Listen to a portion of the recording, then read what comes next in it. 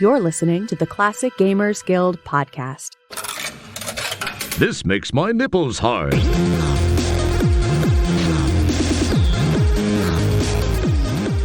Hi everybody, welcome to the Classic Gamers Guild podcast. This is me. Paul. Anna's not here. She's doesn't, you know what? Let's not get into where she's at right now. It's this is not going well. Oh right. Is that a secret where she is? Like she's. I think it could be. I think if we make it into one, like maybe you know what's fun? Let's start a rumor. Okay. What's the rumor then? Anna's somewhere very shameful and seedy. That's somewhere with a lot of adult stuff going. A lot of German adult stuff going on. A lot of she's on German adult stuff. What kind of place is that? It's a place where you don't go to the bathroom before you leave. You don't. Wow. Okay. So I'm here instead because obviously I'm not at this place. Yes. That's not the kind of place that I go to, of course, right? Right. No, of course not. No, this is a distinguished gentleman sort of podcast. Oh, sure, of course. Yeah, boy, yeah. What an absolute mess this has started out to be. But we're having fun. So I'm here with Adventure Game Geek. This is Adventure. Are they allowed to know your real name? Yeah, it's no secret. Yeah, my real name's Steven. Yeah, so this is Steven, Adventure Game Geek. You guys know him. If you don't know him, I'm very disappointed because I've been yelling at everybody to check out these channels for a couple months now. But Geek, welcome on. Today we're going to be talking about spooky games, and we're framing it as we're going to help you, the audience, pick a spooky game to play for this Halloween because you have to play one. This is now a homework assignment as well. We're gonna go through some games and give you some like pros and cons and just help you help you get into the right game for you. Ooh. Oh, okay. Yeah. So I've written a whole list, some of which I'm sure you have on your list as well. I mean, like they're all adventure games, of course. I mean, so I haven't included, like some of the more obvious choices for Halloween, like Resident Evil or Silent Hill or something like that. I mean, as much as I love Silent Hill 2 and the Silent Hill series in particular, I haven't included those. But, perfect. Yeah. Gross. Yeah. Those have action sequences in them. I had to yell at AI this morning. I was having it generate a list for me, and everything was all actiony. I'm like, whoa, hold on. Let's refine this to point and click, my guy. So yeah, that's perfect. And those are some good honorable shouts, right? I'm not a big like console actiony person, but I did play the Resident Evil with multiplayer. Maybe 4 is 4 the multiplayer one. But anyway, it was fun. Yeah. There's those, and then I don't know. You could also mention stuff like and any of the survival horror stuff, and Amnesia, something like that is another good example. Stasis, maybe is that fall into that category? I think so. I'm not so familiar with that one. Same. Sorry. Yeah. nothing like bringing up games neither of us know anything about. Yeah. I think we're just going to talk about Stasis for this whole podcast, right? We're just going to wonder what that shit's about for 43 minutes. But yeah, we got point and click adventures. We don't have any real like limitations other than like we're not sticking to classic.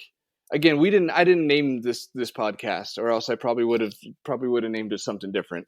Because it's rare that we talk about anything but adventure games or classic stuff. But yeah, we're just gonna go through all the spooky games. Oh, to be pedantic, because everybody listening is nerds like us, and nerds are pedantic. We're pedantic people. This is going to include suspense, because there's not a ton of just horror adventure games. So yeah, anything suspense. Yeah, and I guess we'll just kind of go back and forth. So I'm gonna start with I'll start us off for some sort of false sense of leadership, and I'm gonna start us with Midnight Scenes by Octavio Navarro.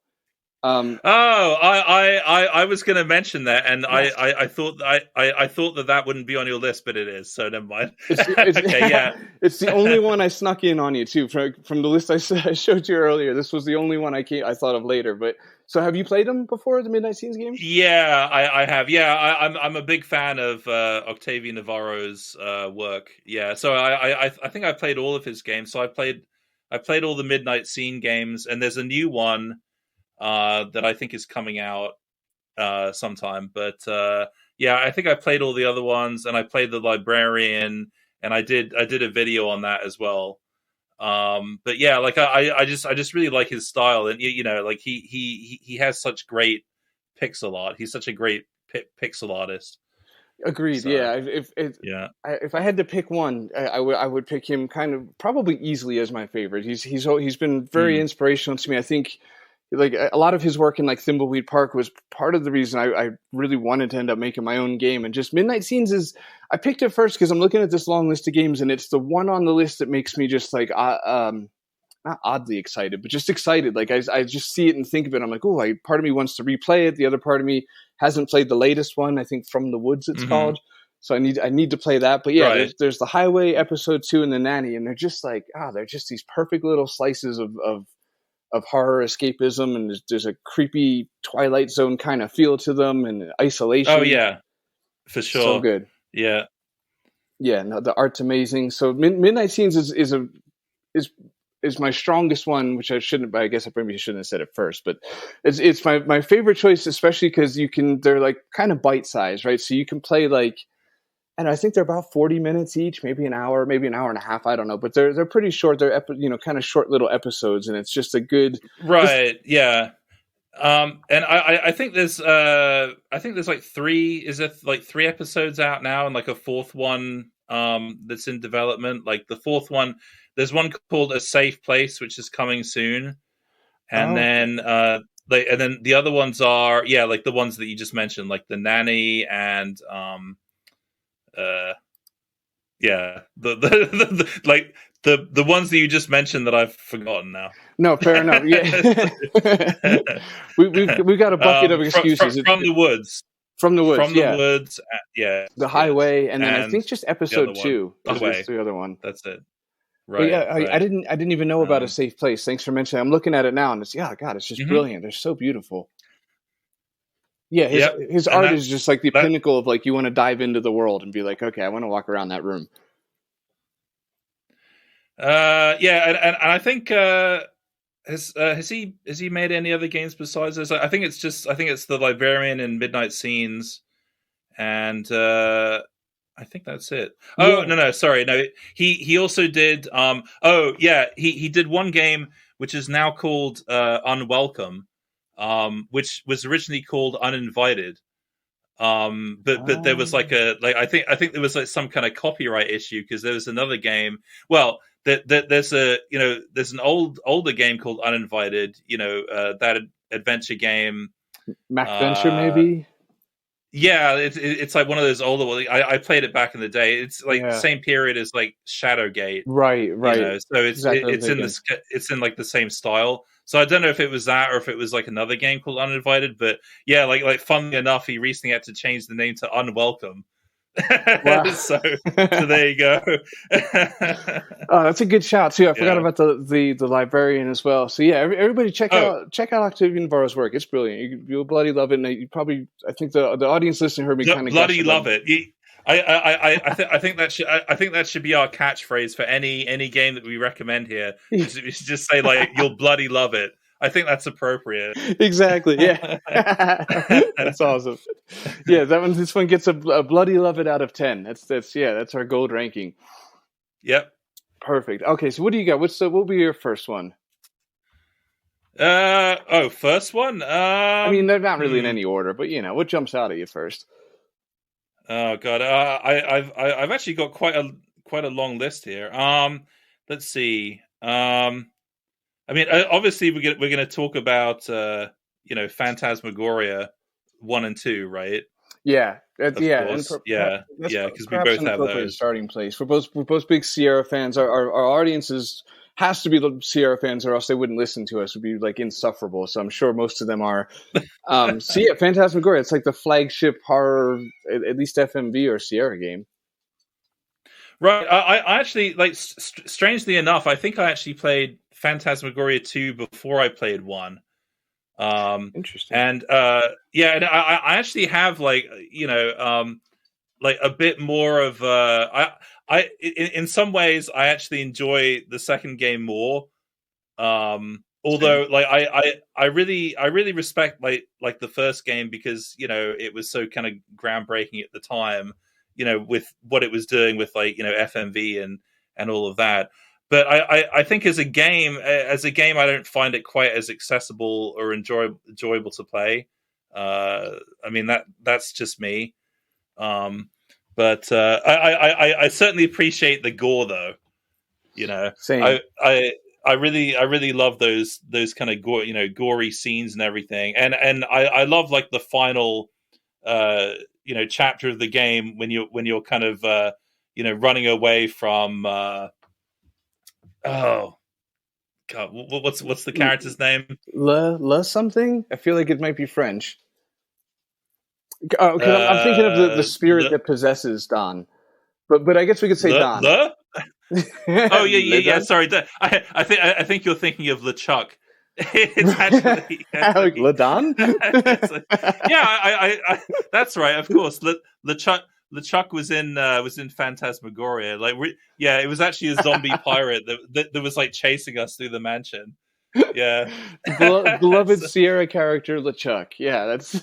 I'd love to see that. Yeah, but no. Yeah. Sorry, Don. Yeah. When you're running away from Don, and there's like there's so many different places that you can run to and hide and all of that. I thought that part was great, but I thought like some other parts of the game I thought were kind of very kind of slow to develop, I guess. And there's a lot of looking in that game. Yeah. Like it almost feels like you kind of like because it was like a new thing, like seeing someone kind of in a video kind of looking and inspecting something that was kind of like an innovation at the time, but now it's kind of like, oh, okay, so that was it, like they just looked at it and right. so like and nothing actually happened. And so I was like am I missing something? Like, oh, okay, we just looked at it. So I kind of feel there's a lot of that going on, which kind of slowed the pace of the game down for me. But I mean, of course, it's a classic. Right, that's a good point. Like one of the larger gameplay mechanics is having things described to you for 3 hours. Well, like not even described though. It's like she'll just kind of like look at something but not actually say anything. Right. And the thing is, like, if you're stuck, like you'll kind of keep doing that over and over and just kind of have to sit through that. And I'm like, oh, it's yeah. But like I think that's one of my main gripes. But overall, it's great. And yeah, like Phantasmagoria 2 is a real guilty pleasure of mine. I play that every few years, and I've gotten into the habit of mentioning it in several of my videos. Like it's kind of like a running joke now. I'll just kind of mention Phantasmagoria 2. Just I don't know. It's just it's just a guilty pleasure. So it deserves it. I'm trying to ring my memory because I think it was from your videos. Did you chop in cut in the just that totally bonkers weird dancing segment scene into some of your videos? Yeah, I did. Yes. Okay, I love it. Yes. Because I remember seeing that in your video, and it was just one of those moments where it's like, okay, somebody else out there saw that for what it was, like I did. Like, this is the weirdest moment possibly in adventure games.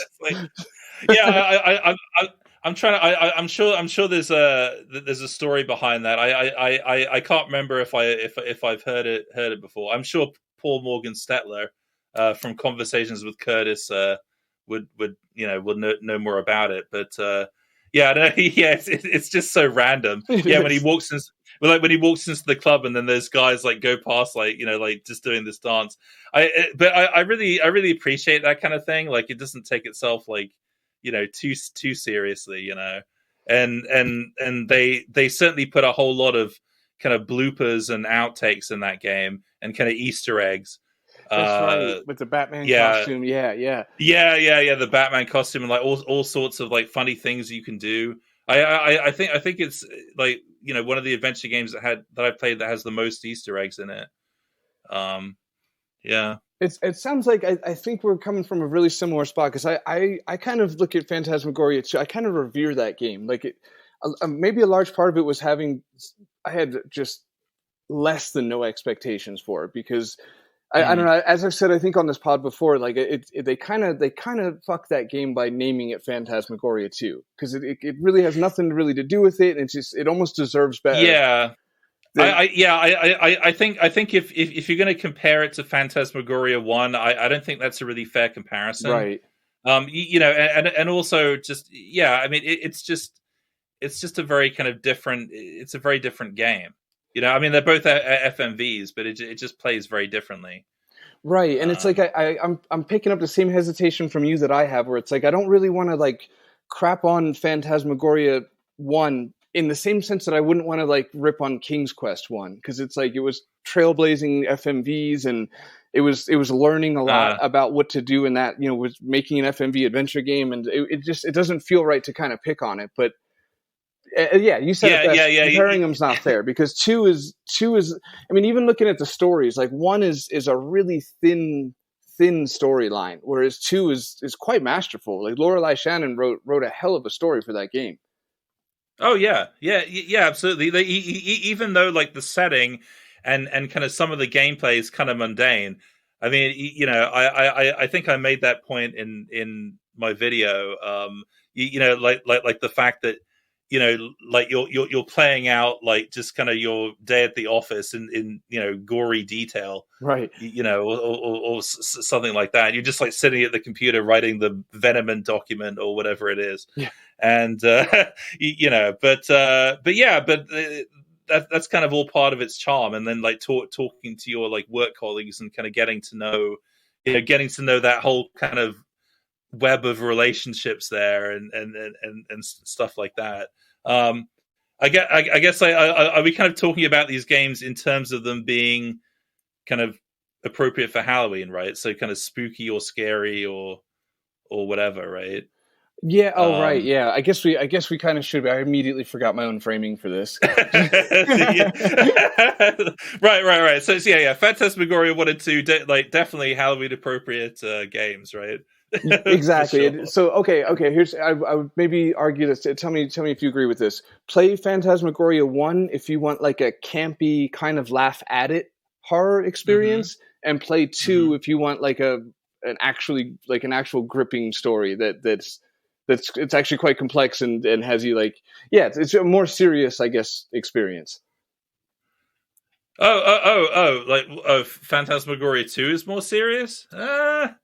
I don't know. I could immediately. Yeah, I'm thinking of now. I think of like the SNM. There's scenes that could seriously argue that. Well, yes, of course. Of course, the S&M stuff is super serious. I mean, yeah, like it's not often that you see that in an adventure game, right? No, exactly not. So yeah, serious isn't the right word either. It's because I don't know. I guess I'm trying to frame it where like Phantasmagoria 1 is like this kind of campier horror thing. You're kind of more laughing at it, like over the top acting and stuff like that, where it's enjoyable on that level, on like a more laugh at it instead of with it level. And then Phantasmagoria 2 is more like not a serious story, but just, I hate to say it, but a good story. it's what's the word? Oh yeah, good. Right.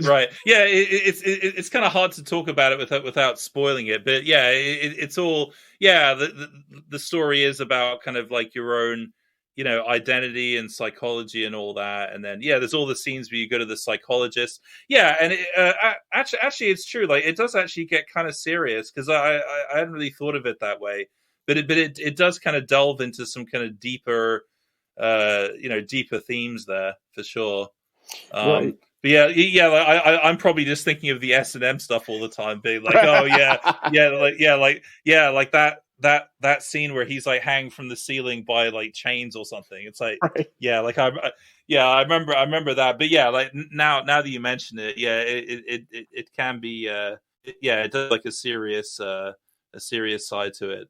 I just sorry, like I just wish they had the time and the budget to finish the game, To finish it, like, yeah. They like to finish it because like that last section loses yeah. its mind. Yeah, the game. And it's an odd, almost adventure game. I don't know, problem, I guess you could say. There's so many great adventure games that just kind of lose their mind at the end. Like the last act just goes off the rails, sometimes for better or worse. Like, okay, in an accidentally smooth transition to something else on my list, I have Kathy Rain, and I would say Kathy Rain. Right. First of all, it's on here just for the suspense factor, and it's a little bit of a reach even listing this one, and I might have skipped it if not for this, but it does kind of go off the rails at the end as well. But it does it much better. It does it in a premeditated way. Whereas I think Phantasmagoria 2, I think went off the rails in a we're running out of budget and time sort of way, and they just kind of wrapped it up. I'm not. That one in particular. Yeah, that's a really good example of how I'm sure they would have done it differently, if they were able to, but like they just had to wrap it up somehow. But it just it came from a different game. And Kathy Rain. No, I've never really considered Kathy Rain like a Halloween game. I may be forgetting something because I only played that the one time, and I honestly can't remember too much about it.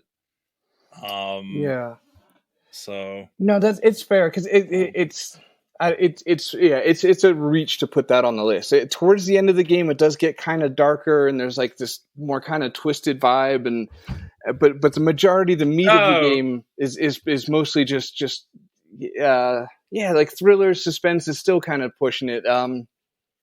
This one's a stretch. Yeah, okay. Well, I guess it's towards the end. Yeah, I'm trying to remember. I guess it's towards the end that things get things get weird. But I would I like if we're gonna list that we might as well also list like all the Blackwell games then. Right. Because I kind of find those like very kind of similar in style. Agreed. Yeah. So yeah, and of course, it has kind of ghosts and all of that. So yeah, it's interesting. Something about just like I guess like investigative work combined with like raining atmospheres. It's not really Halloween. Mm-hmm. Maybe it's more like just an October autumn kind of vibe, or like a sure, yeah. I'll take it. Mm-hmm. Okay, I got the sure on that. I think I should cash out immediately.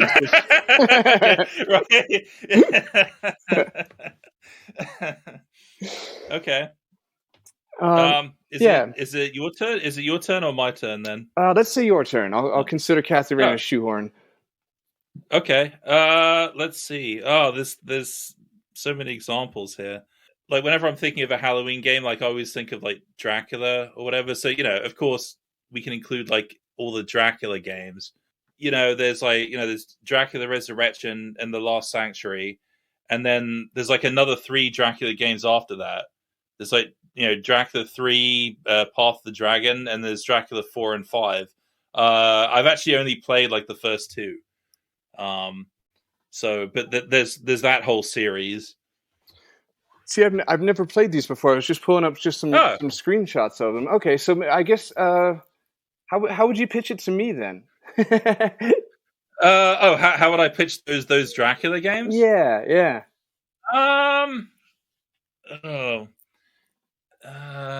What would I compare them to? Like the first 2 are kind of they kind of go together because like the story kind of follows on like from the first to the second. Okay. And like they're not actually that long, so like I kind of consider those together. And what would I compare it to? like the style is it's a little bit like the Necronomicon game. Okay. Which right. like which is one of the first videos I did, and like one of my only videos where like I really kind of express my my not anger, but my frustration at the game.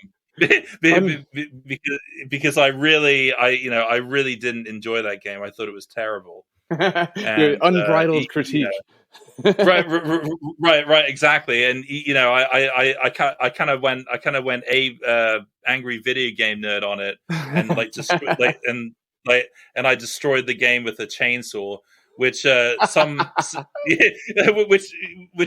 which was actually really therapeutic at the time. Some people didn't. I don't think they appreciated that.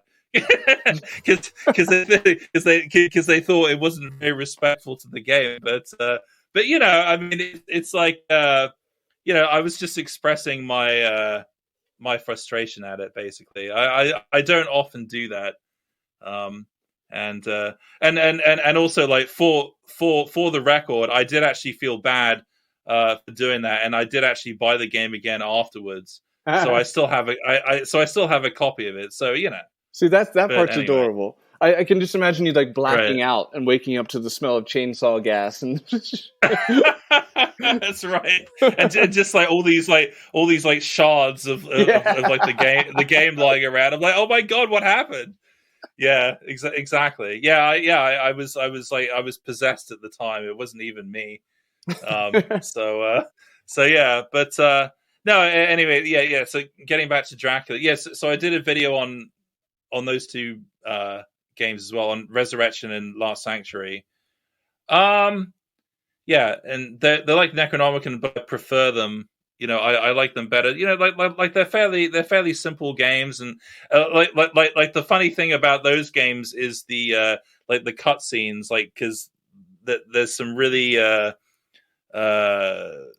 really interesting close-ups of like these characters, and like they have this like these really grotesque faces, but they kind of like come like right up, like extreme close-up to the camera, right? and so it's just like it's really it actually kind of enhances the like the game, because it kind of gives you that kind of unsettling feeling, like anyone you're talking to is like right in your face, right.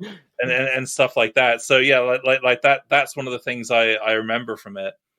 I could see that. I'm looking at a screenshot. It's like this I don't know, like a man baby wearing like a bonnet, and he's signaling for you to be quiet. Oh really? I think that might be the innkeeper. Okay. Yeah, there's like an inn lady. Oh wow, that's like, yeah, you're right. That's a handsome woman. That's it. And you said it was like a man baby with a bonnet. that's great. That's a good description. I think we found the thumbnail for this episode. Yeah. That's right, sure. But yeah, like those games are quite fun. I wouldn't really call them particularly scary, or gory even. I had fun playing them, and and you get to go. So in the second game, you get to explore like Dracula's castle, and solve a bunch of puzzles in there, and all of that. So yeah, it's good stuff. It looks pretty cool. I don't. Yeah, like I don't know the other games, but I do know those two. Well, for the listeners, it's on sale. It's 90% off. You can get the trilogy for 99 cents right now. So, and actually, really? Okay. Well, yeah, I would say like for that price, it's definitely worth it. Yeah, sure. I'm gonna pick this up myself. Add it to the ginormous queue of games I'll play one day. That's right. I'm really bad with this era of game. Like this, I think the first one came out in it's telling me October '99. So like anything from like '99 to like 2010, I'm just like I have a huge hole in my not resume, but portfolio. Nope, not that. Well, you know what I mean. Basically, like Longest Journey, Siberia. Like I missed all those games, like the early knowledge games. All right. Yeah, I wouldn't compare it to to anything like that. I mean, you know, right? You like pump the brakes here. It's not that good. right. Yeah, I mean, like, I don't think anyone would say that they're like, you know, the greatest adventure games of all time or anything. But you know, All right, here I'll pick up from there because this just off the bat, there's like a. It's not really a isometric. I'm bad at transitions. I'm just going to say my next one is Sanitarium, and I'm imagining you've.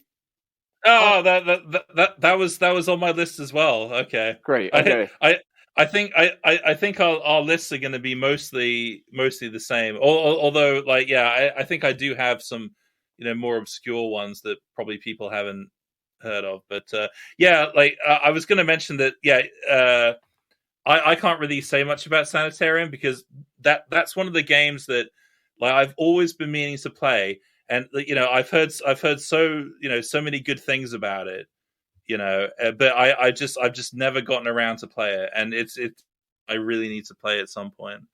No, that's fair. There's always the odd game, especially like, you know, with you having a channel or me having the podcast. Like, some games make me feel like an odd sense of guilt or shame for having not played it. Like, how dare I be a host of a adventure game podcast and I've never played Grim Fandango? But that's the truth. I just haven't yet. Right.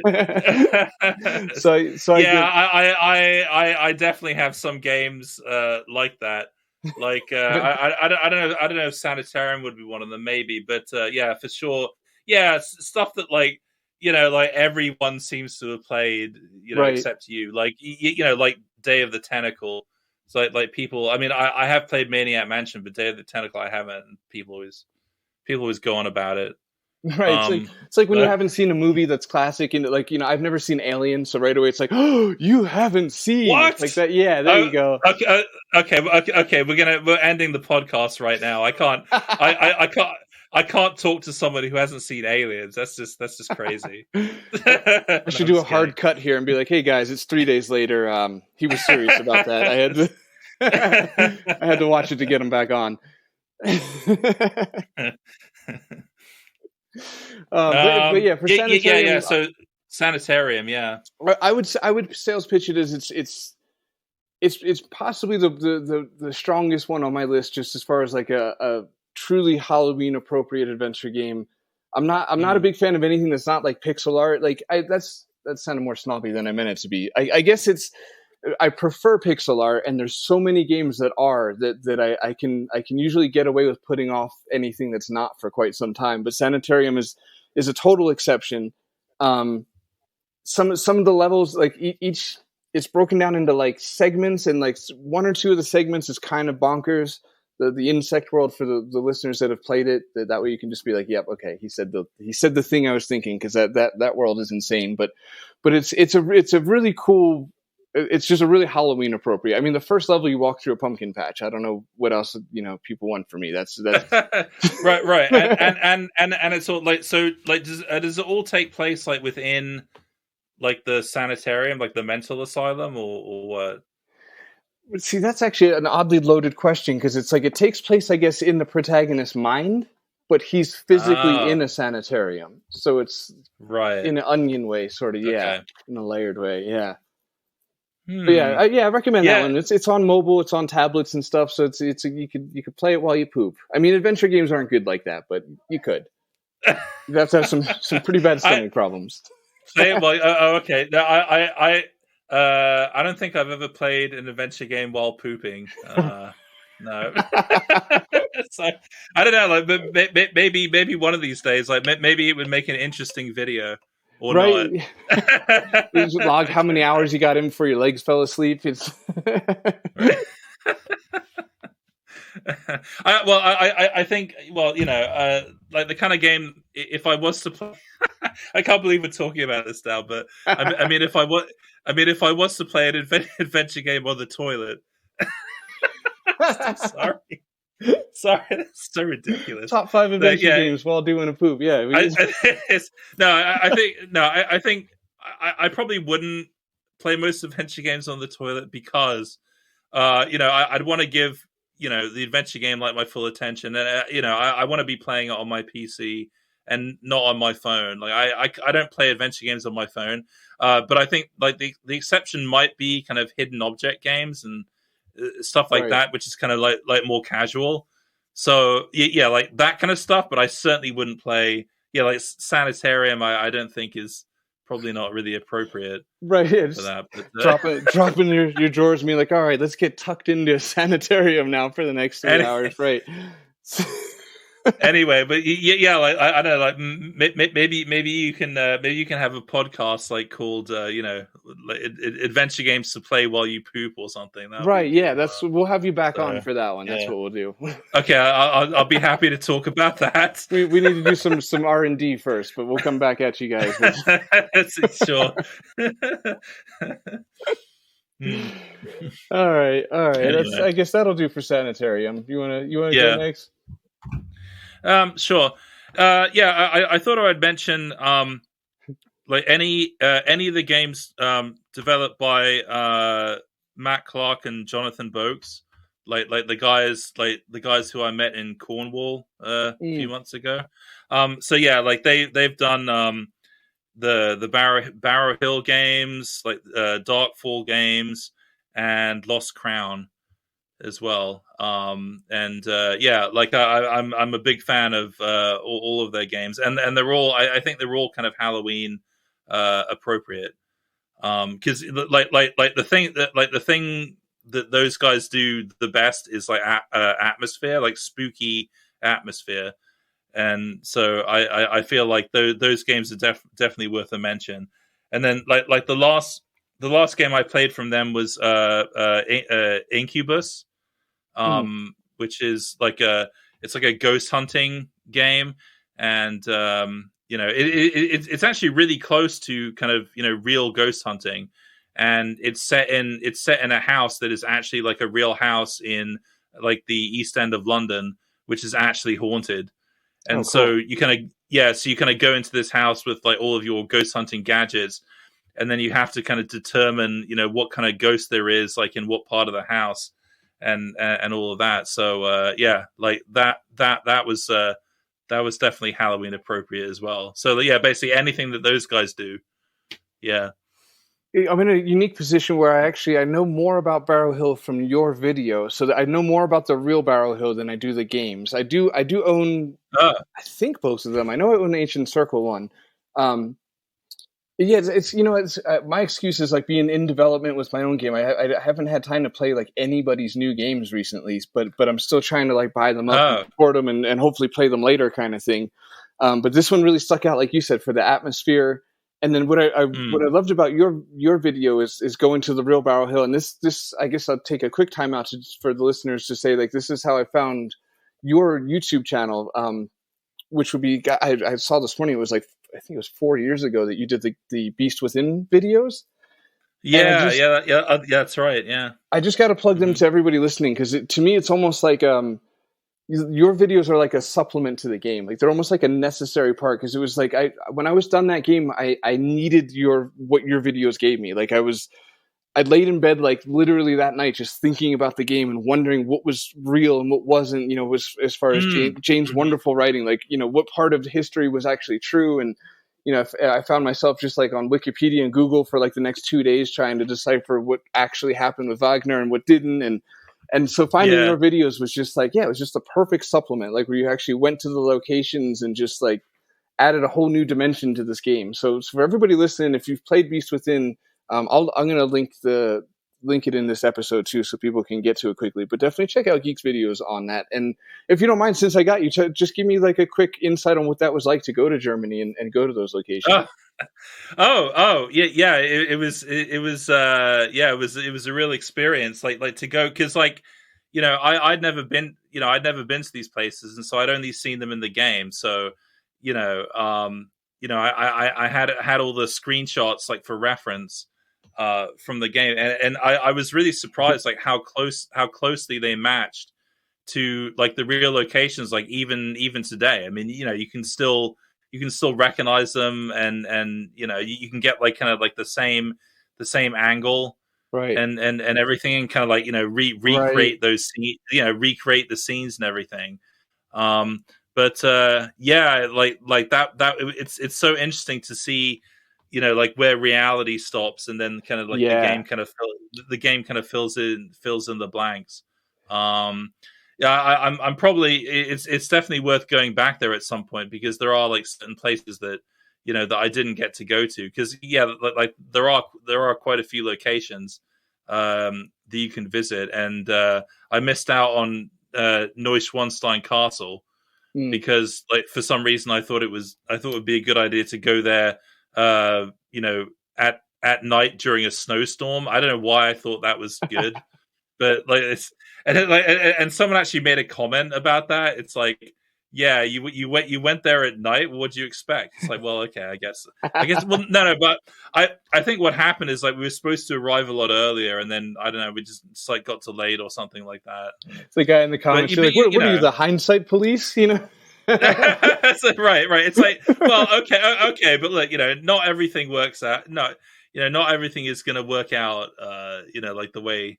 Like the way that you plan it. So, but it's a good excuse to go back and and see these places. And then I did, and then more recently I did the same thing with the Lost Crown and Barrow Hill.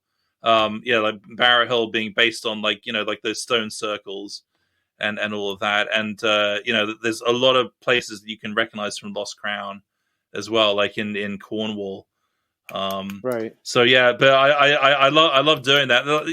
There's not that many games that you can do that with. I'd love to do that for Gabriel Knight 3, in France, and it's in France, right? That location. I still haven't played it yet.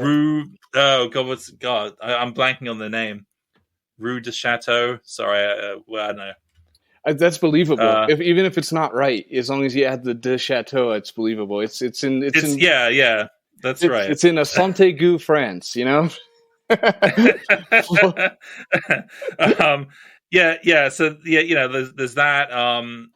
I to go to Sweden for a few years because I want to go to the locations from the Cara Reed games. Oh, cool.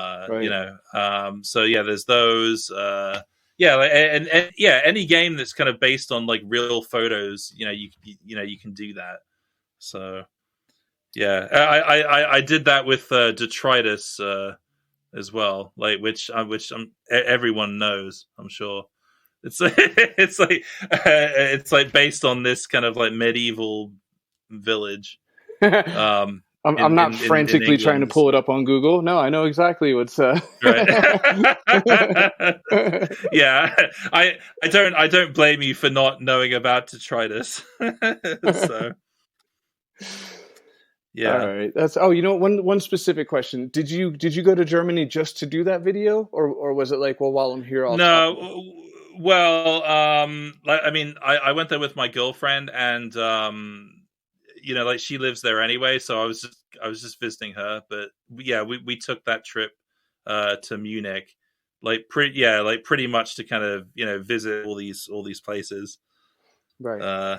Yeah, but like she's not so much of an adventure game fan than me. So like if you ask her, like she'll tell you something a little bit different, right? Because because like she doesn't have the same kind of connection to it. So sorry, it's from Gabriel Knight 3. It's Rennes-le-Château. Sorry, okay. That's the name of the place. So. Well, I love the visual of you walking around Germany with screenshots, like holding them up, trying to compare to the local. Yeah, right. Because I was really, I really wanted to get like the same shot as much as possible. So then I can transition between the two. Right. And I think I mean for the most part, like I think they match pretty well. Yeah. So yeah. I think that might be my most viewed video. That one. I was just looking this morning because I wanted to see how long I've been watching your channel, basically, because I knew I could base it on that, and that was 4 years ago, and I think it has 15,000 views on it. So yeah, it's crushing. Right. And I guess since we're on the subject, would you consider Gabriel Knight 2 a good Halloween game? I guess so. I mean, I don't know if it has that much. It doesn't have that much to do with Halloween. Like it doesn't have like pumpkins in it, I don't think. Right, that's fair. But yeah, right. Basically, anything with pumpkins is a Halloween game. We really narrowed our list down here. Yeah, I mean, it has werewolves. So I mean, if we're including like the Dracula games, then we should include that. Because it has werewolves. And it does have some kind of spooky, scary parts to it, especially kind of later on in like the forest. When you're being kind of chased by the wolf, right, or the wolves, something. But there is that, But I don't immediately think of it associated with Halloween. No. Yeah, like before I started making the list for this episode, the first few games I wrote down were almost like, well, if you panic and you don't have any games to talk about, you can bring up Gabriel Knight and Laura Bow. But now that we're in it, I don't think I need them. I was actually thinking about that because I saw that Colonel's Bequest was on your list, and I never really thought about it, but I guess it is Halloween appropriate. I think like that's probably the adventure game that that I've played that has like the most jump scares in it, right? And so because of that, you can consider it Halloween appropriate, sure. Yeah, no pumpkins, but right. There are pros and cons. Cons, there's a disappointing amount of pumpkins in it, but that's fair because Dagger von Monra has some jump scares too, or at least they kind of present the deaths in like a jump scare fashion, where it's like all of a sudden like, and there's the dead body on the porcupine or whatever. Oh yeah, Amon Ra. I only played that like the one time actually. Yeah, like that's one of the few games that I actually streamed. Like I did like a live stream of that, which I don't normally do because it's just not really my style, and I can only talk for so long before before my voice kind of starts giving out or whatever, and I don't know what else to say. So it's hard to get immersed in a game and like pay like I don't know. I would have a hard time streaming adventure games because it's so like story centric, and you kind of have to not pay attention to talk to. I guess I just can't multitask, right? Like talking to other people and taking a story in. Yeah, I mean, especially if a game has a lot of dialogue that you have to kind of listen to. Right. Like half the time I'm just going to be sitting listening to dialogue, and then I'll be like, okay, I guess we'll go over here now, and all that. So I have kind of trouble coming up with stuff to say really, but I mean that's just me. But like whereas like someone like Trolls, like Space Quest Historian, like he can do that because he can do that for hours. Right. Yeah, that's fair. but I can't. I don't have so much endurance. So it makes me feel like when a guest comes over to see somebody else, and you just have to entertain them while the other person finishes getting ready.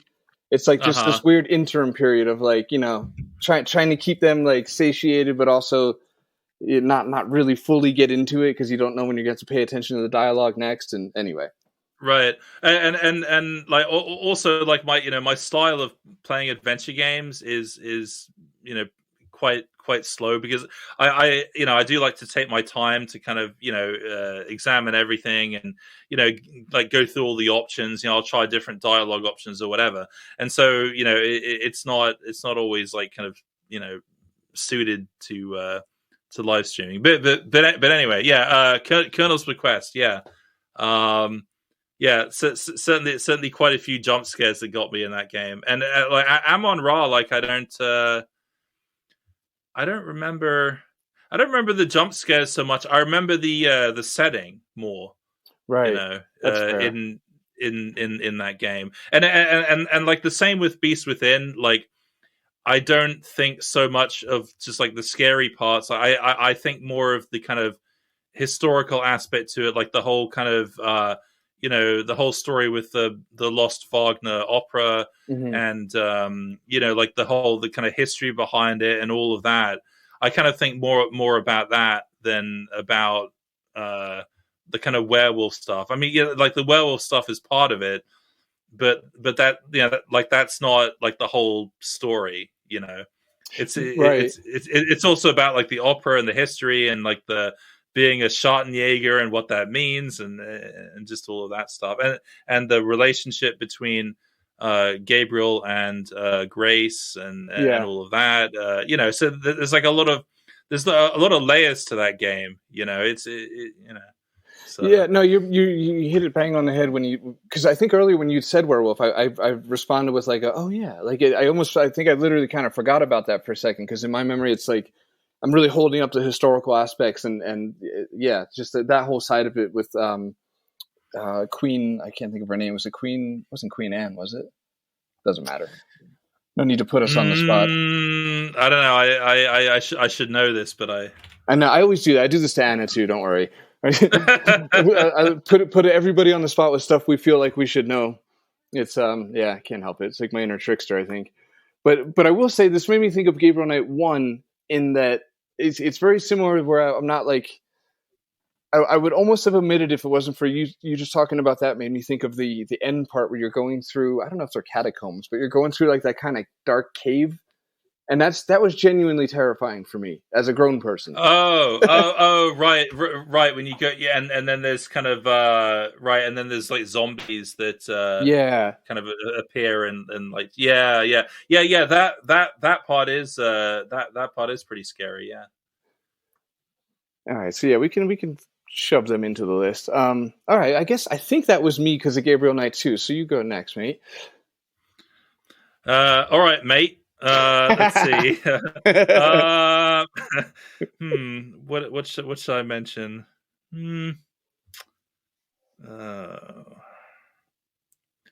Okay.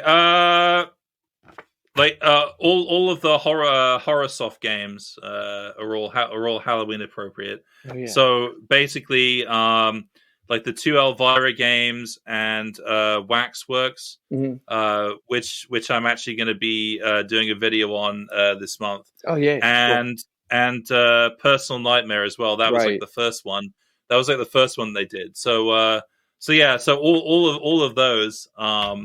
I would say I attempted to play Elvira, and like I really wanted to get further in it, but I could not get my head around the combat in that game. Like I don't know, like I feel like I might have been doing something wrong, but it just felt like whatever I did, it was so kind of like random. I didn't feel like I had any control over like the combat in that game, but which is weird because adventure games usually have great combat mechanics.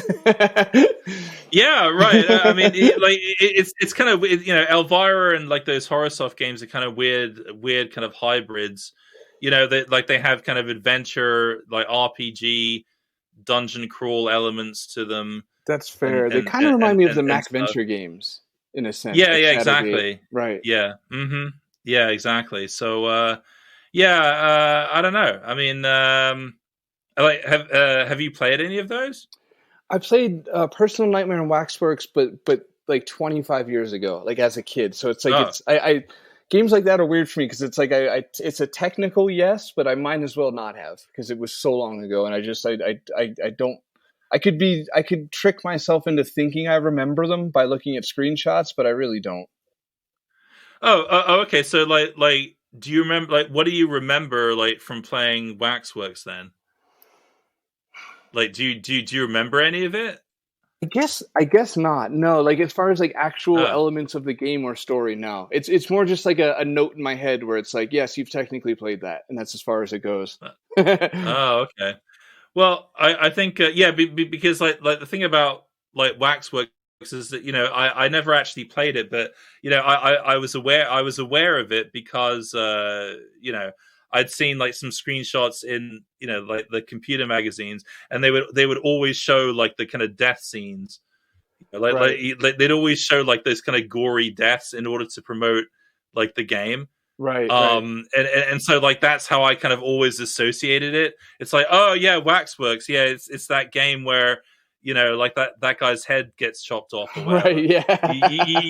Like, or like, oh yeah, it's that scene I remember seeing where like this, this guy's guts like were kind of, coming out or whatever, like, but it's like, like they really, like they really kind of promoted it that way. And, yeah, I mean, it's effective because, as a kid, you're like, oh, wow, that's so cool, if you're into kind of gory deaths like that, well, either you say, oh, that's cool, or you say, oh, that's disgusting. Right, like, right. It kind of depends whether you're into that. But yeah, I'll talk about it more in my video. I mean, I think that, yeah, like the death scenes are a highlight, but the game itself is something else. So,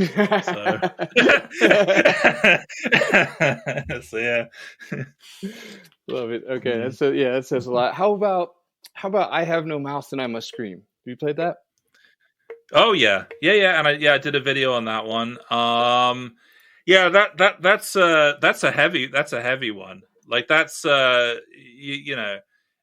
that's one of those games where like I never, I can't say I really enjoyed playing it. Right, I agree.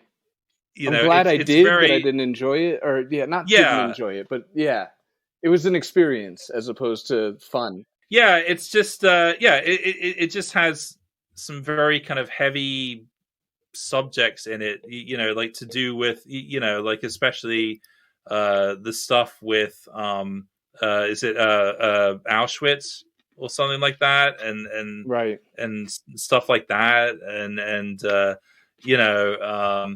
kind of like doing like these kind of surgical experiments on people, and it's kind of grim, like yes, there's some grim stuff in there, and it's not always fun. I mean, it's a good game, but not so. I didn't find it so easy or fun to play. But, you're right. It almost takes a bit of effort. It's not like a fun horror Phantasmagoria 1 or Night Trap, like a fun jump scary whatever. No. It's more like existential dread kind of scary. Right. Yeah, I think that's a good description. Yeah. Mm-hmm. And I'm reminded now, so I tend to when I finish a game, I'll jump on your channel or Trolls or Pushing Up Roses, and I'll try if any of you guys have done a video on it, I like to watch that after, and I'm immediately reminded pulling it up on your channel that you did this video with your mom, I think, didn't you? Yeah, I did. Yeah, that's right. And of course, like, she has absolutely no idea, right? What the game is. So I'll be like, like I'll show the game to her. It's like, oh yeah, it's like today we're going to be talking about I Have No Mouth and I Must Scream. She's like, oh, okay, that's nice. And she has absolutely no idea like what it's about. But like I did that with her. I also did like the two Dark Seed 1 and 2. Oh wow. With her as well. So it's kind of funny. I kind of pick these like horror games that like she something that she would definitely not play basically, and like the whole joke is that she basically she just has no idea. It's the perfect contrast because she's so just delightful and charming and kind, and she's like in I Have No Mouth. She's wearing like what looks to be like a hand knit holiday sweater, and then you drop I Have No Mouth on her. Yeah, it's like Christmas time. Yeah, like we're sitting at like sitting by the Christmas tree, and like she's wearing like a Christmas sweater. We're talking about I Have No Mouth and I Must Scream. It's like, yeah, okay, that's a Christmas appropriate game. Sure. Yeah. So I Have No Mouth. I just remembered just now that I had some sort of loose framing at the beginning of this, so I'm just going to kick it in and be like, hey, listeners, so earlier we said that you should maybe play a game we're talking about. This would be the game to play if you don't want, like, scary, but if you want, like, just dreadful and dark and like, this is almost in the true spirit of this time of year, where it's, like, it's not for so much entertainment, but just to actually soak in some, like, truly dark vibes. You would go I Have No Mouth. Yeah, for sure. Yeah. Okay. Is it whose turn is it? Yeah, your turn. Is it my? It's my turn again. I think Okay. so. Is it? Did I just All did right. I just Uno reverse you? Maybe. I can say I can choose something else. You know what? Since we're sort of on it, real quick, what are your thoughts on Dark Seeds? Are they Halloween games? Yeah, I'd say. I mean, if you're going to include "I Have No Mouth," I think you can include that. Yeah, it's like they have all the like the Geiger art in there, and Right. I think like it definitely has that kind of aesthetic. There's no pumpkins. But it's basically, we're just gonna go through all the games and like just say whether they have pumpkins or not. So I can just imagine like pumpkins and dark, like what Geiger's interpretation of like a pumpkin would be. So a safety pin through a face, clearly. Right, exactly. Yeah, that's actually Geiger's version of a pumpkin. You're right, exactly. Does Darkseid, is that one of those games that has just like bullshit puzzles, just really hard, unfun puzzles, or am I mixing? Well, that game, yeah, like the tricky thing about that game is the time mechanic. Like I was just reminded of that because I was watching someone stream it the other day. I think it was on Twitch. I think it was Sonovelt.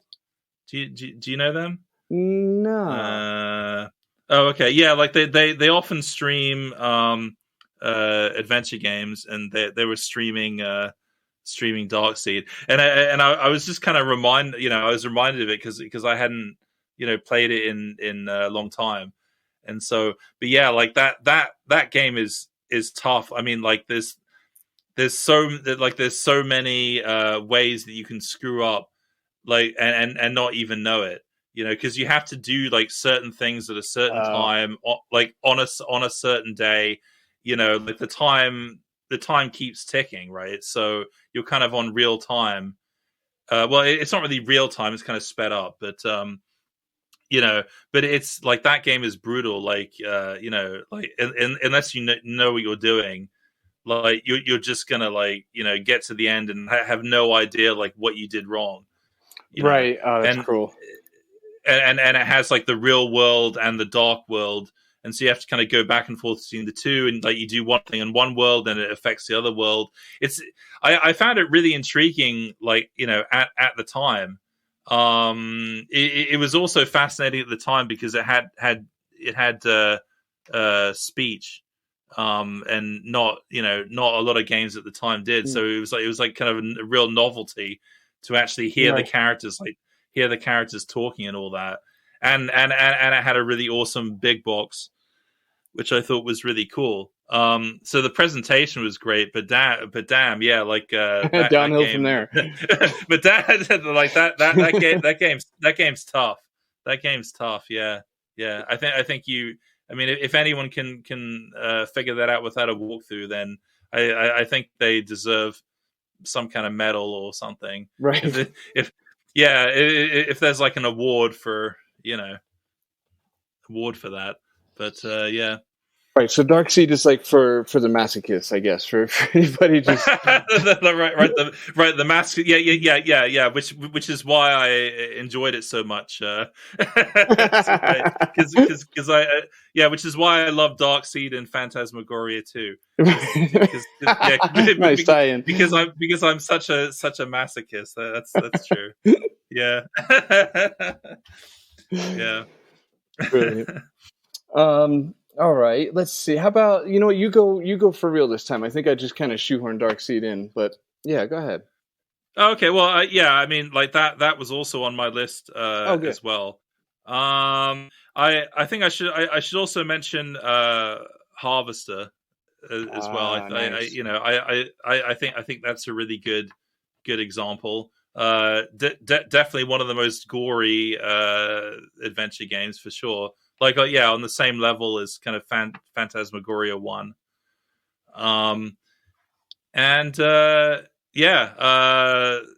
I still have to finish let's playing that with Arno Malin, who's kind of like the harvester expert. Right. Yeah, we've been doing that for years now, and it's kind of like it's like an ongoing thing, you know. Right. But awesome. yeah, there's like a lot, you know, there's a lot to that game, and yeah, and it also has that kind of time day mechanic, kind of like Darkseid, but just not as unforgiving. Basically, where you can do certain things on certain days and all of that. But yeah, like, are you familiar with Harvester at all? I am, and I'm so glad you brought it up because that would be one of those games if we got through this whole episode and didn't mention it, like that would be. I feel like I'd get yelled at for that one. Like, how did you not bring up Harvester? Like it's just gotta be said. Yeah, I've never finished that game myself. Not so much out of choice. I think I started playing it way back in the day, like when it came out. Well, a couple years after it came out, but I had never finished it. I'm not sure what happened. Because I wasn't not enjoying it, sort of thing. Like I'm wondering if maybe it wasn't like my copy of the game. Something like that. In other words, happened. But yeah, I've never quite finished it. It's always been on my list of like I need to finish it and then do an episode on it kind of game because it's people that love that game. Like really stand by. Oh. Yeah. I mean, Arno, who I do the Let's Play with, like, yeah, he's like obsessed. You know, like he's obsessed. I mean, like to the point, you know, he knows everything about it. You know, like all of the kind of behind the scenes stuff, like all the people involved. You know, he's like talked to them. He has like, you know, he has like original scripts that like the developer has sent him. And stuff like that. So yeah, it's really interesting doing like a Let's Play with him because like he'll bring up all this stuff that I'm not aware of, you know, and like there's always kind of details that you can find like playing that game again, you know. Cool. So yeah. You know, like for me it has like a lot of replay value. But yeah, like yeah, that's Harvester.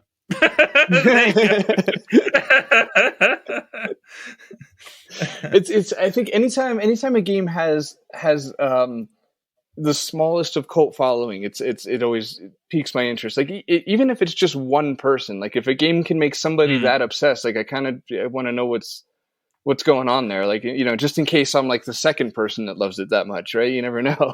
Yeah.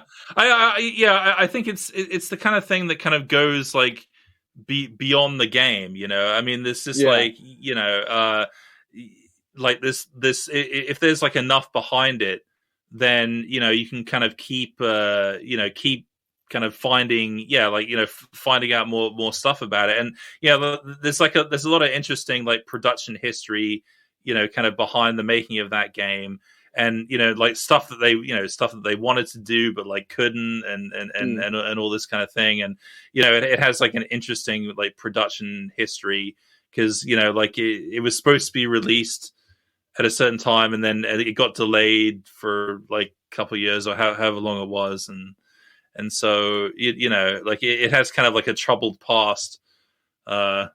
So yeah, but you know, but what came out of it is a very kind of unique game. I think it certainly has its flaws. I mean, you know, like there's there's some kind of dodgy stuff about it. I mean, the combat is just, I don't know, it's pretty bad. But you know, I mean, like the game, the strength of the game isn't in like its combat mechanic. Right. It's you know, like you don't play it for that. You play it because, yeah. Why do you play Harvester? That's it. Well, just well, you know, it's just kind of like, you know, it's one of those things where, like you don't know what's real and you know what's not, and you know, like you're in kind of like a strange place, like you don't know, you know, it's kind of Phantasmagoria 2 vibes there, right, where it's like you can't tell what's like a hallucination or what's real life. Right. Yeah, exactly. So it intrigues me too, because I can get kind of weird about Blade Runner in that same sense, where it's just, you know, just have all like the random facts, and like you could watch it with me, and I could play like an Easter egg video on YouTube where it's like, oh, in this scene, he showed up, blah blah blah. Like, so that kind of stuff's kind of fun when a game or a movie has so much like subtext that you could learn something new every time you play it, or see a new detail you missed before. So that's kind of cool. Yeah. So I think it's your turn next. All right. So I'm looking at how long we've been going and how much more is on my list. So I'm like trying to mentally cut it down. I'm gonna. Right. Okay. I'm gonna throw a couple away as honorable mentions to everyone, and just say Franbo is pretty fun. Mm-hmm. There's a cool mechanic there as far as like the whole world just does like a 180 and flips into like this insanity. Seventh Guest is on my list just out of obligation. Sure. Yeah. I think you kind of have to put that on there. Yeah. Yeah. It's like Harvester. Like, I don't want to get yelled at, so there's Seventh Guest. And then so I'm gonna just name off three real quick, and I'm mostly throwing these away because we've done episodes on them before. So for like I think we've a pretty loyal listener group. So I always feel bad about just like beating horses or. Wait, beating off horse? Nope, not that. Not beating off horse. Sorry, what? Beating a dead horse? Look, let's just everybody leave the horse alone. Beating off horses. Yes, for the sake of beating off horses. Ow. That's a great. I've never heard that expression. That's a good one. I don't want to beat off a horse here, but I'm gonna remember that. I'll remember that one. Yeah. Enclosure is one we've done an episode on. That's an amazing little game. Have you played Enclosure? No, actually, like that was one of the few ones on the list that I'm not so familiar with. Yeah, like that one. Yeah, there was a couple on your list I didn't really know. Yeah, that one and the Long Reach. What is it? The Long Reach. Yeah, like right. I hadn't heard of that. I hadn't heard of that.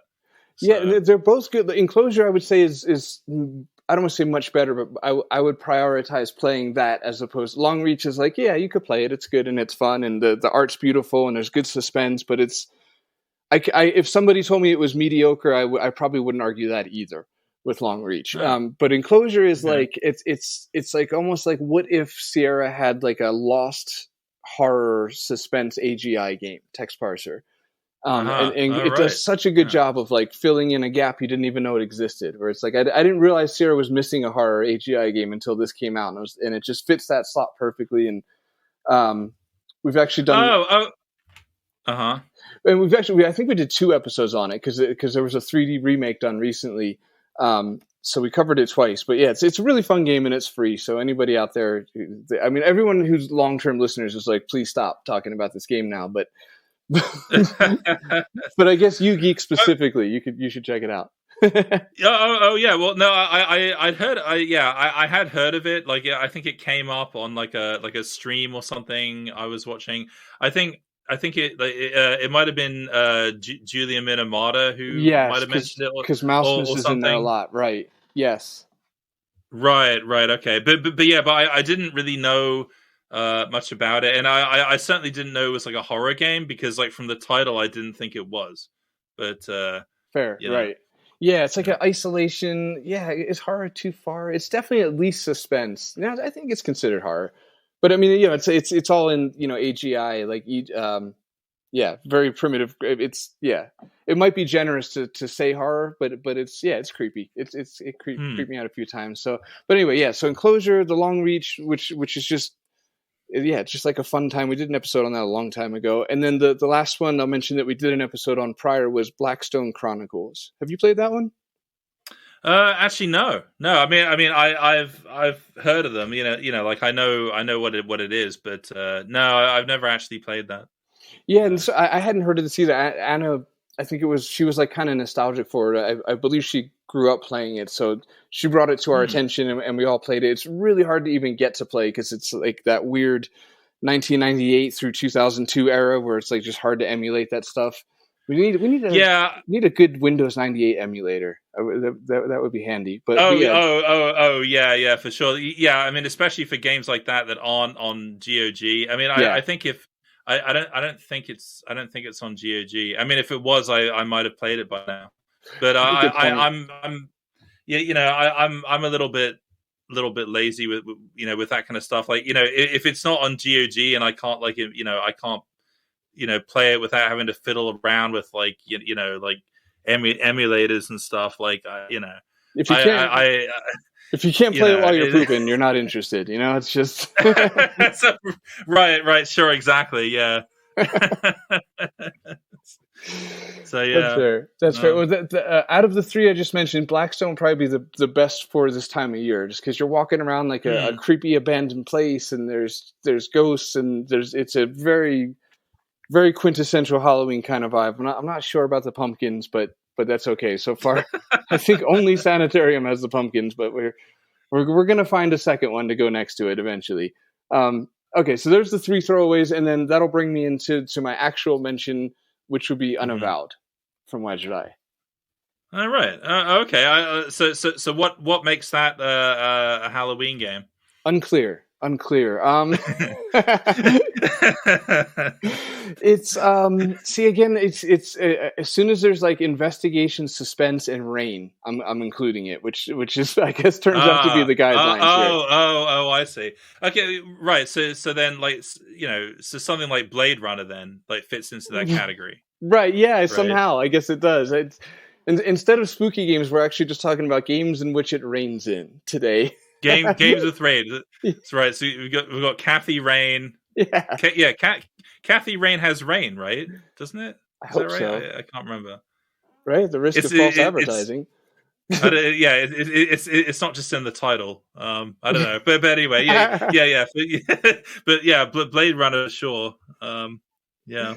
And Unavowed has it's got like the sea monster in it, and just I think just the backdrops look scary. If nothing else, the atmosphere is kind of spooky. And then there's like kind of some supernatural stuff going on with like the dead and right. Yeah.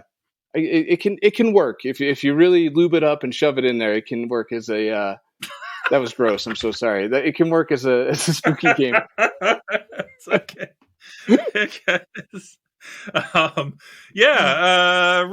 I guess. Well, I only played some of that game, so I guess I didn't. What did you say? Lube it up and what? Yeah, lube it up and shove it in. Yeah, it's okay. Well, see, I didn't finish that game, so I didn't shove it in all the way there. But right, I didn't mean it to sound so rapey. I'm so sorry. But anyway, I pulled out at a certain point. Excuse me. You were right to separate yourself from the right. But, yeah, not for any particular reason. I don't know. I'm probably going to have to go back to that, and like the same with the other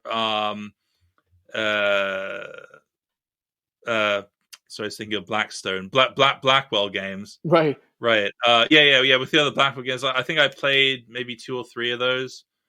So I didn't actually finish the series. So yeah. Again, it's like some of those games I just been meaning to play and just never got around to it. So. Yeah, no, same. I think at least speaking for us and probably most of the listeners, like there's probably more games in our library than games we've actually played, because they just they keep coming out, and I keep trying to play new games, but then there's like that part of me just wants to play Space Quest 5 for like the 20th time instead, and really? I don't have that same desire, but it's like. Sorry, trolls. I'm sorry. It's like he's got space. I see. I've got King's Quest though. You see, like King's Quest is my thing. Like it's always been that. It's just because like that's what I grew up playing. Right. I was going to mention like a more obscure one, I guess that I played, not so long ago, which is Land of Crows. It's called. I just kind of found it randomly on Steam, and it kind of has like it has a black and white look to it. And it's like a Polish developer, but it's in English, it has English text. But like that's a really interesting one. It has a really interesting aesthetic to it. It's a little bit like Lost Crown in that it's kind of like black and white like that. And there's actually a lot of history in that as well, like a little bit like Beast Within. There's a lot of kind of Polish history to it, and all that. But it has such a great atmosphere, that game. I was actually really surprised because I started playing. I'm like, I don't really know what this is, and whatever. But then, I was actually pleasantly surprised. It was really good. So yeah.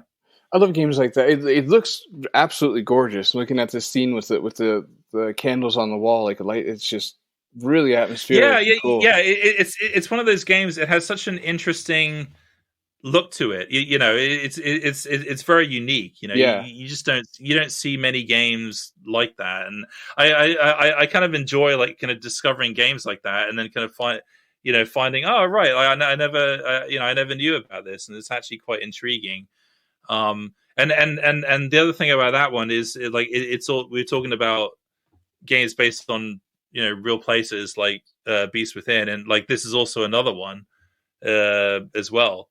So there's a lot of kind of real places in there as well, which, and I guess when I'm playing a game like that, I kind of like subconsciously feel that there's kind of like a basis in reality to it, and I don't know, I'm a real sucker for that kind of thing.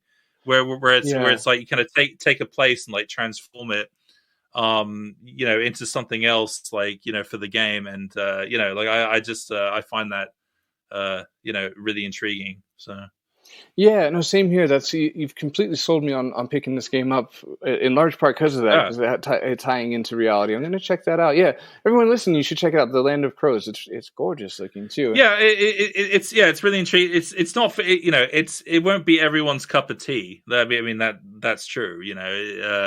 But if you're into kind of like strange kind of foreign feeling game, oh god.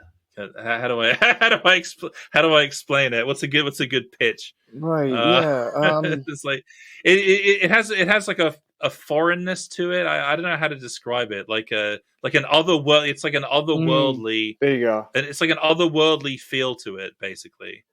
It is quite hard to describe. Best describe it. Yeah, it's hard to describe. Yeah, but it has this kind of weird, quirky, otherworldly feel to it. So yeah, and I'm a sucker for that. So yeah, that's a great one. But you're right. It is. I've been trying to back you up this whole time. I know I'm sitting here in silence, but it's because I'm like, it's not surreal. It's not quite uncanny, but like there's like some of the graphics almost look like in a good way, like cut out of a magazine and pasted in. Like in a good way, and that's not even an accurate way to say what I'm saying. It's just it's not like anything I've really seen before. Which I guess is enough of right. Yeah. Okay. Is there anything else on your list, or have we covered most of it? I think that's it, because I have just some reaches left. Like I think the ones I'm looking at now are like just in case we ran out of time or ran out of things to say, which we very much did not. But it's like I'm always afraid I won't have enough.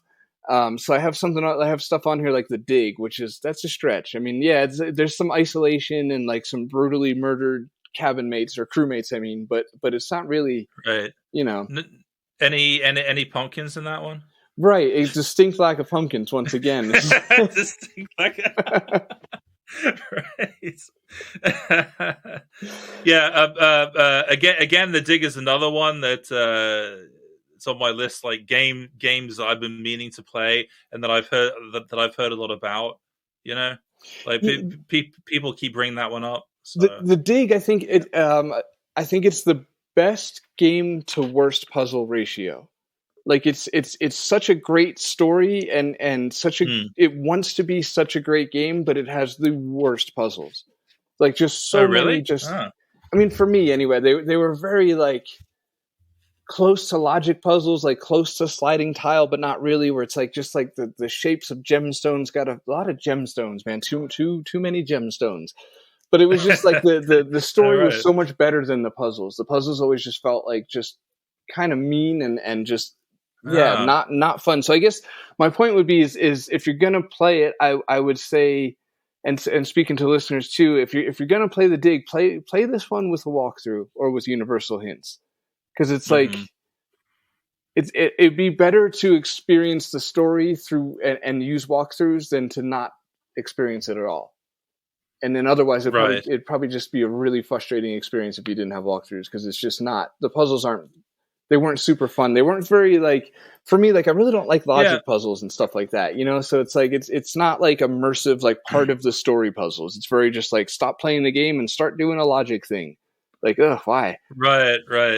Yeah. I think that's also, that's also an interesting subject for a podcast or whatever, because I was just thinking about this, because like I'm play testing this game, and like whenever I'm play testing, there's no walkthrough yet, because because it's not been released, and so you're kind of forced to play the game without a walkthrough. And it's kind of an interesting experience, because it's kind of like going back to when when I used to play games, and I couldn't just look at a walkthrough online and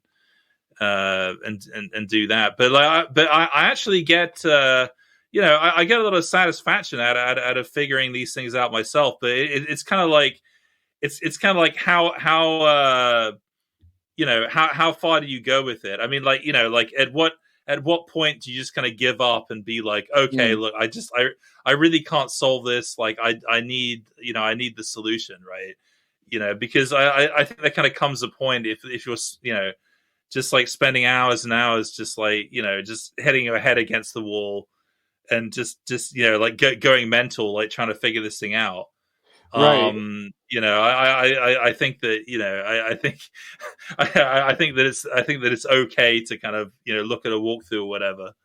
Agreed. Especially if it's like that versus like bailing altogether. But no, it's an interesting topic in the sense of like the reason why the people that, including yourself, that love King's Quest 3, it's like because you got through it yourself, and I did that with Thimbleweed Park, where I played it immediately, like before somebody could come out with a walkthrough. Like the first day it was released, I started playing it, and I just played it all week, and because I knew I didn't have the self-control necessary to not look for a walkthrough, so I tried to play it before one came out, and I think I'll always elevate that game above so many others just because I like really worked it out on my own. But to your point, or extending on it, it's like there is a difference between back in the day with King's Quest 3, let's say, like that was probably the only game that you had for 6 to 12 months. It's like this was my game for the summer or whatever. So you nowadays, in other words, it's like if we get stuck, like you said, like how long do you keep trying when there's 1,000 other games in our library we could play right now instead? Yeah, sure. I mean, I think, like, if you spend a long time like trying to figure out a puzzle, it's satisfying when you figure it out yourself. Like if the solution is like, logical, right? It's like the frustrating part is when it's some like kind of stupid thing that isn't even something that you would necessarily think of. It's just like, oh, you forgot to do this, but it's kind of like it's not really your fault, It's just kind of like a funny game mechanic or something like that. Like, oh, you had to look at this before you did this, and there's like this triggers this, but you wouldn't know it, or something like that. Is like those are the things that are like really frustrating. Agreed. It's almost like if when you look at the walkthrough, I think with a good puzzle, you should probably be mad at yourself for once you see the solution, where it's like, I should have thought of that. Like that's probably a good puzzle where you're a little bit stuck, but then you find the answer and you're like, damn it, I could have done that myself. As opposed to you look at the walkthrough and it's like, I should have done this an hour ago. This is ridiculous. I would have never figured that out. Right. So all the good puzzles are ones where like you feel like an idiot for not thinking of it. Yeah, not basically thinking of it yourself. Yeah. Right. Exactly. Yeah. Although that's coming from a bunch of masochists. What do we know? We just right. All right. So Yeah. I think I think that's it. Do you have any others you wanna list before we wrap it up? Probably. I mean, like, we've covered a lot. Yeah.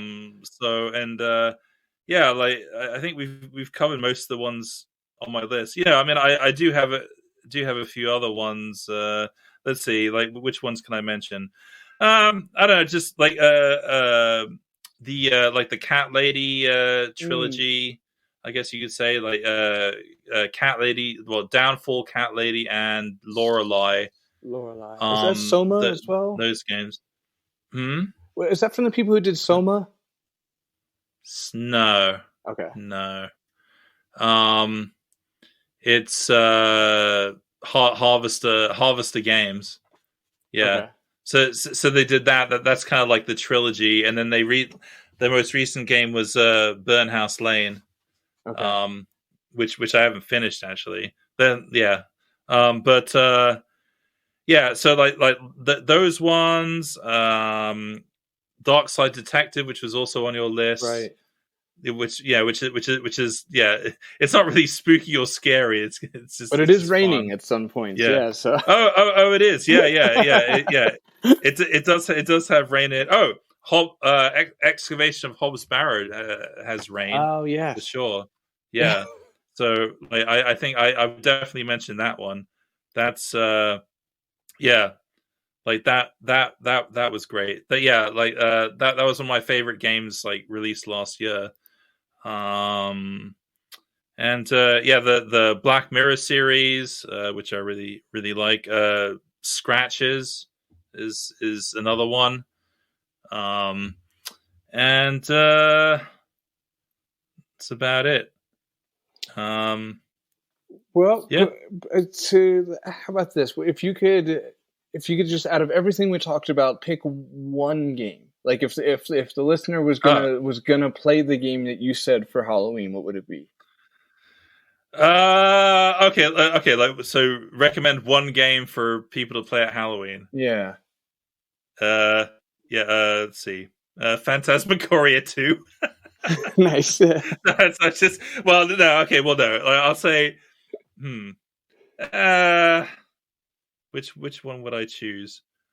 Well, no. Like that's actually one that I would choose. Yeah. I know, it's actually that's I'm starting to think. I'm like, well, maybe if he doesn't pick it, you can. It's not bad. It's a pretty, because it's so, I don't know. It's almost, I don't know about underrated, but yeah, I think it's just one of those games. A lot of people will be like, I could skip that one, but it's like, nah, I want people to experience that one. That's for sure. Oh yeah, for sure. That, I mean, if we're including Beast Within, obviously I would always recommend Beast Within. Like talking about Excavation of Hobbs Barrow, I'd highly recommend that as well. And any, I know I'm supposed to pick one, but anyway. And any, Lost Crown, Darkfall, Barrow Hill, any of those. So there you go. It's hard to pick one. I know it's never fair to do one. And I guess I would say from what you just said, so maybe like your modern one would be Hobbs Barrow and your classic would be Beast Within. Is that fair? Yeah, I think so. I just I mean, Beast Within I would recommend, like, not just for Halloween though. See, I would recommend that kind of, I'd recommend that any day of the year. So, I mean if we're talking specifically for Halloween, then I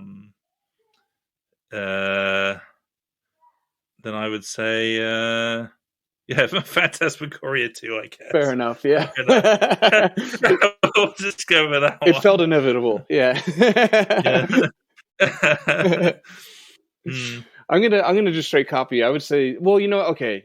I do want to copy, but just for the sake of just saying something different, I'll say Sanitarium if you haven't played it, and then for a modern one, I'll say Midnight Scenes, because that's a fun vibe. Yeah. Oh, like you mentioned Thimbleweed Park. Is that a Halloween game? No, and I don't think it rains either. Damn. Oh. Yeah, no, I guess, yeah, it's, does it feel, I don't know, it has like it has that, like, there's been a murder kind of vibe. So I guess in hindsight, a lot of the games on my list come down to the fact that there was just simply a murder at some point. Oh. Okay. Or you know what? I think I'm also mistaking scary for investigatory, investigative. Nope, not that. That's not a word.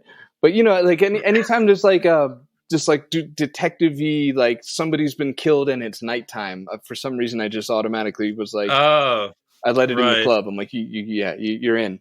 You sound spooky. Well, I guess it depends, like, who the murderer was. That's a good point, right? Yeah, that's a very good point.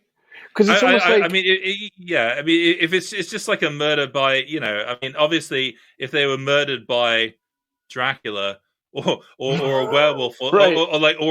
or a werewolf or something, then yeah, that's Halloween. But you know, if it's just like if they were murdered by just some manslaughter, like you know, just yeah, like that yeah, exactly.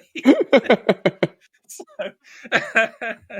yeah. Like, you know, it has to be some kind of some kind of supernatural thing or some monster or something or whatever. I don't think it could just be like a regular human murder. Yeah, that's fair. And then with I guess I won't spoil the whole Thimbleweed Park game, but I was going to say if Darkside could be, and then Thimbleweed could be too, but really that's probably not accurate because Darkside does have like at least it has like supernatural aspects to it, overtly. Right. Yeah. Right.